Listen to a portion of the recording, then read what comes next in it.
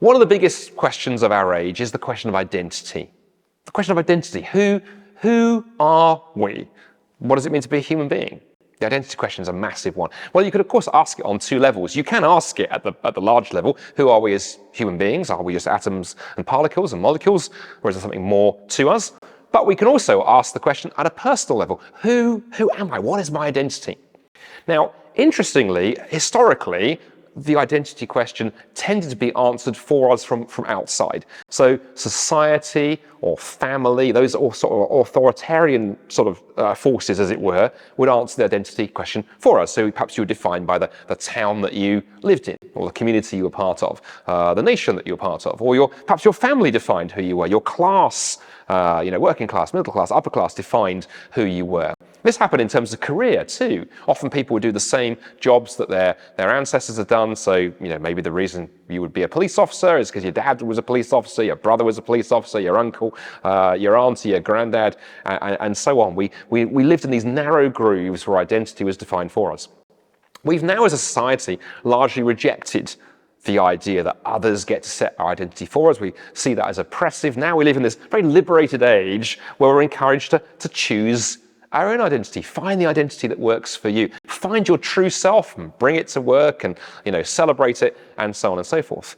And that's offered as very liberating. But I want to gently suggest that move from society setting our identity to we choose our identity actually brings its own set of problems. Two in particular. The first problem that comes if I'm encouraged to create my own identity and proclaim it is what happens if I proclaim my identity as one thing and my colleague sitting next to me has a very different identity that actually clashes with mine. They're not actually compatible.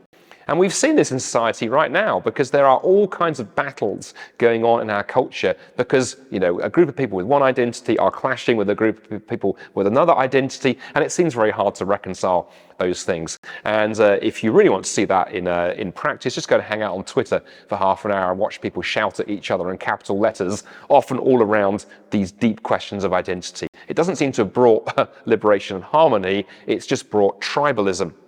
But the other thing that choosing one's own identity can do, as well as tribalism, it can also create fragility.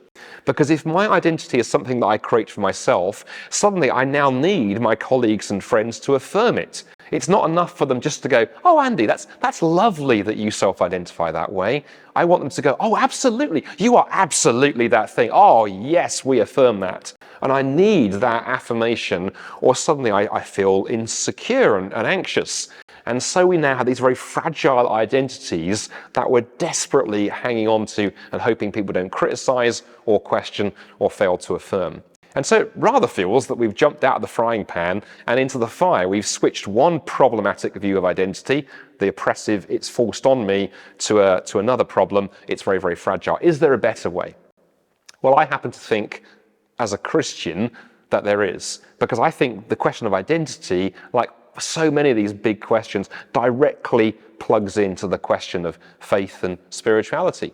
And one of the things that I love about being a Christian and being a follower of Jesus is it gives a rock solid foundation for my identity that is neither fragile nor oppressive.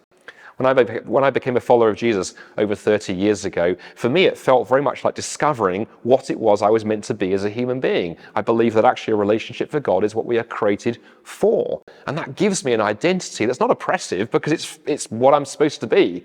In the same way that, when a fish loves to swim and is made for water, birds are made to fly, human beings, I believe, are made for a relationship with their creator. And it was deeply liberating. But at the same time, it's also secure. Nobody can take it away from me. No matter how I'm questioned or challenged, my identity is not resting on what other people think of me. It's resting on what God thinks of me.